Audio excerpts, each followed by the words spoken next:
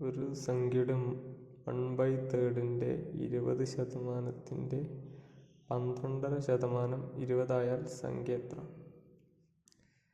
ഇതിൽ നമ്മൾ സംഖ്യ എ ആയിട്ട് എടുക്കും.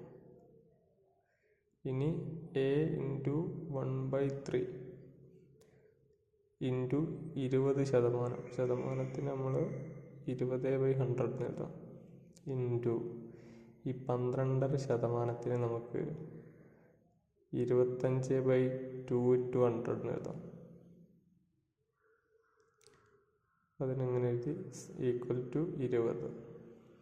അപ്പോൾ നമ്മൾ ഈ ചോദ്യത്തെ നമ്മൾ പിരിച്ചെഴുതി. ഇനി അതിന് നമ്മൾ എ ഇൻറ്റു 1/3 ഇതിന് 1/5 എന്ന് എഴുതാം, 1/8 എന്ന് എഴുതാം, ഈക്വൽ ടു 20 ആയി.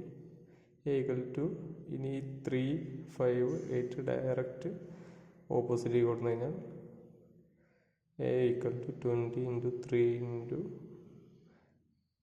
5 ഇൻറ്റു 8 ഈക്വൽ ടു 2040. ഇപ്പോൾ ഉത്തരം എ.